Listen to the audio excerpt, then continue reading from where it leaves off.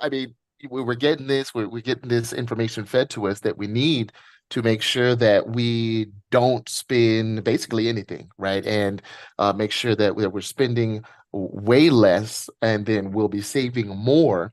And with that, we do understand the term is called frugality, but are we missing? Because just like you said, spend less, save more, right? Right. That's something that is reality.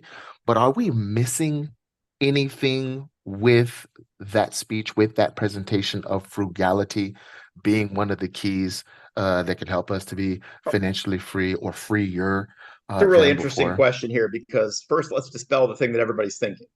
Anybody that's fiscally responsible and frugal, right? We just call them cheap. Now, there's a big difference between being cheap and being fiscally responsible, being frugal, and being very moderate about how you spend. Okay, so let's clarify that for a second.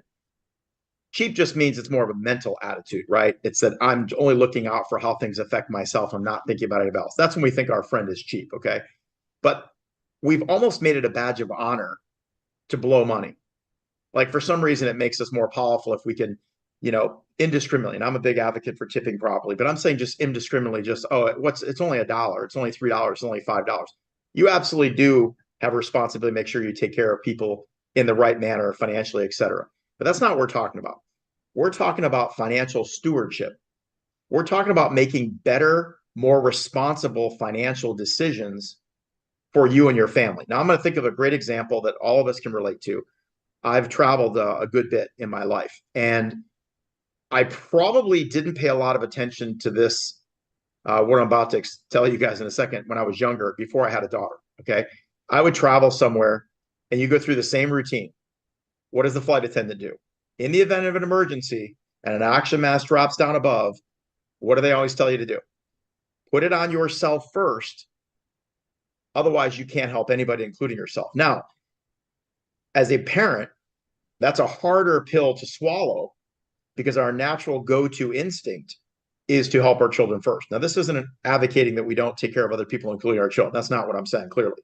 But what I am saying is that when it comes to financial stewardship, we can't help others until we can help ourselves. If you can't afford to feed your own family, you better revisit how gracious you're being with other people. But it comes down to, how do I become more responsible, more disciplined, and more personally accountable for the decisions I make? And your point is well said. One of the great things about our system is it's telling you how to be more efficient with what you're already doing. We're not advocating that you have to never leave your house, become a recluse, and live off, like I was joking, ramen noodles and cardboard. Absolutely not, right? That's not the point.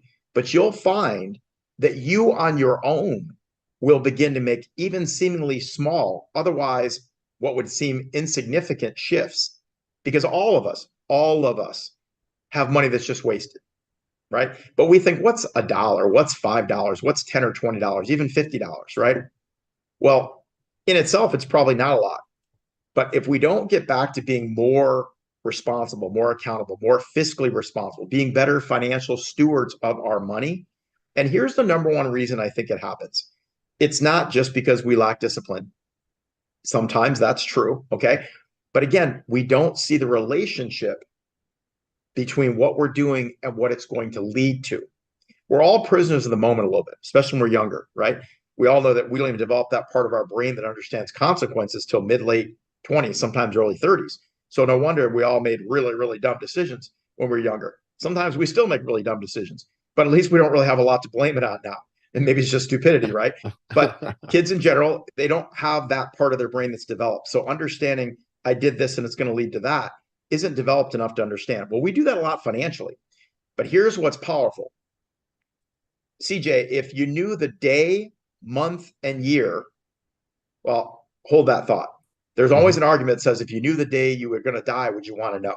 Hmm. Now, that's a very interesting question because there's people that say yes, no, or maybe. Okay. Maybe you wouldn't want to know.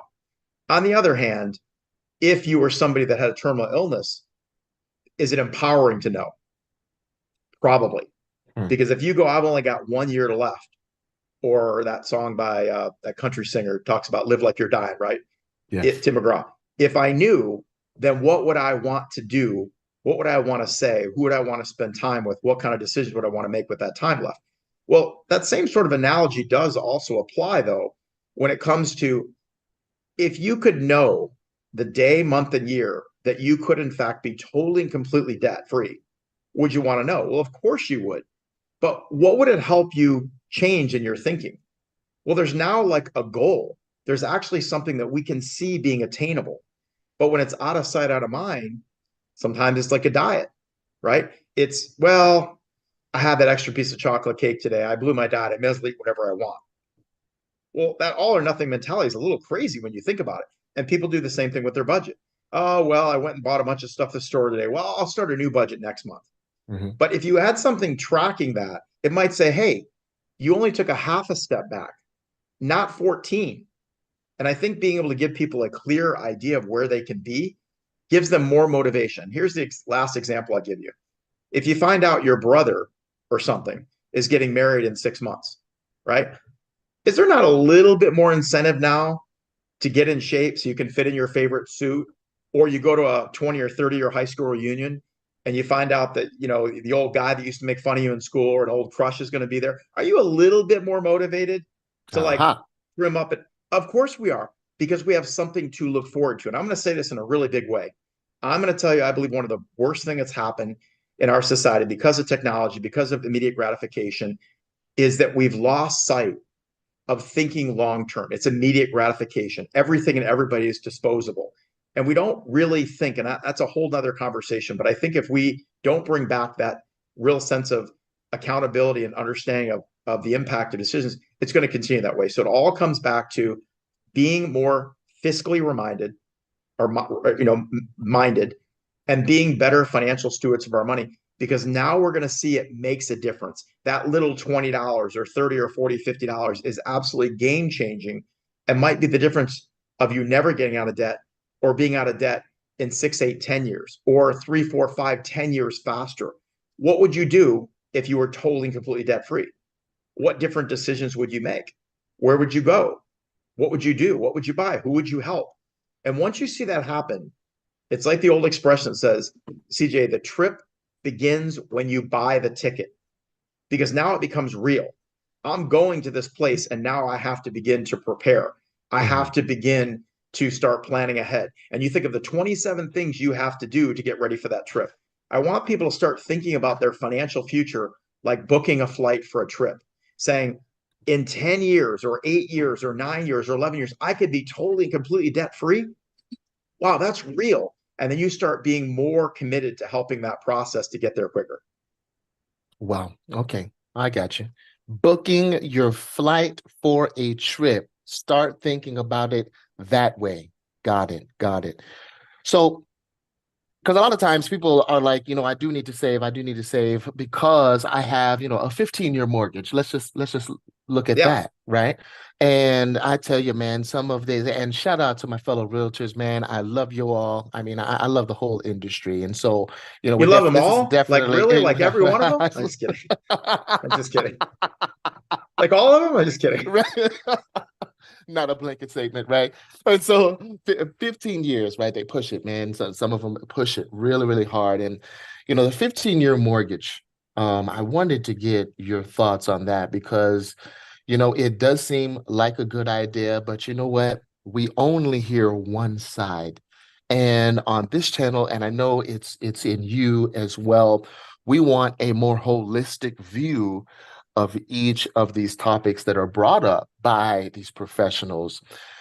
15-year mortgages, are they the way to go, or are we missing something on that as well? Good question. Okay. So I'm going to say something that's going to sound a little different. Maybe not strange, just different. One of the things that I've seen happen, I know this is a larger answer, okay, but just to set the stage. Two things can be true at one time, right? Like we've created this sort of dynamic in the world that if I believe this is true, then somehow it means something else can't be true. Both things can be true, right? Having a 15-year mortgage, and I'm saying this not as a loan officer perspective or as a real estate agent, building equity standpoint. From a financial planning perspective, my first knee-jerk reaction is, well, if you take out a 15-year versus a 30-year, presuming you don't move and you don't refinance 27 times. Well, even if you just follow the bank's path of principal interest payments on your amortization schedule, you are in fact scheduled to be out of debt 15 years sooner. And as a result, you are in fact going to be on track to be building equity twice as fast, actually more than twice as fast. But so, hey, I'm a huge advocate for that in a standalone environment. And by standalone, I mean you're going on a completely automated path and you're paying what you're supposed to pay. Now, listen, everybody wants to be self employed. The problem is, most people don't treat being self employed like they do a job. And by that, I mean, if we worked for ourselves, most people wouldn't employ ourselves. Now, why am I using that example? Because if you worked with the same degree of accountability and discipline as a self-employed person as an employee, you certainly probably going to have a chance to be a lot farther ahead. But if you don't, you won't. Now, how does that apply to what we're talking about here? If we're operating to the premise that you're only ever going to leverage the money that is required to service your payment, i.e., your fully amortized 15 or 30-year mortgage, of course, having as a 30-year is going to require that you dedicate more money to a larger payment to therefore pay that off faster. What's to argue with that? However, most people in the industry, mortgage people in particular, are probably largely advocating for a 30-year because they say you've got more cash flow. Now, mathematically, I understand why they're saying that. A lot of financial planners say that too, because they're saying, hey, you now have additional discretionary income that you can redirect towards saving and investing, college, retirement, et cetera. I also understand that argument. But then there's the third element that says, what is human behavior? What has it taught us? Again, what are the top two New Year's resolutions every year? Fitness and finance every single year, because they're important and because people continue to fail. Not like a few people, like 90+% of America. So then the reality is, in a static evaluation, sure, I'm going to be an advocate for doing a 15-year. From a financial planning standpoint, if you redirect the money efficiently and consistently, you can maximize the benefit of that better of the 30-year. Now, from our conversation, absolutely, if they're leveraging our system, our financial GPS, would they be able to leverage the money more efficiently and more effectively with a 30-year point payment than a 15-year? Yes. Outside of an anomalistic scenario, yes, because most of our payoffs are going to be, 7, 8, 9, 10 years. And that's all of their debt, not just the mortgage. Let's be honest. How many people in America, the only debt they have is their mortgage? There's a number of those people, but not the wide percentage. The large percentage has 1 or 2 car payments. Maybe they have a personal loan. They got maybe 2, 3, 4 student loans. They've got 2, 3, 4, 5, 6 credit cards, right? So there's a whole financial picture there beyond just the mortgage. Now, if they're shackled to just the larger payment on the mortgage, again, they are scheduled to pay off faster. I give you that. But if we're able to actually deploy, remember, again, strategically, systematically, and consistently deploy those dollars and put those additional discretionary dollars to work. In other words, every dollar has a job. Every amount of our cash flow has a job to do that can be used to either cancel interest or pay down principal faster. And we're looking at a complete picture of a family who has generally a lot more debt than just one loan mortgage. Well, we're probably going to have all those debts paid off in 7, 8, 10 years.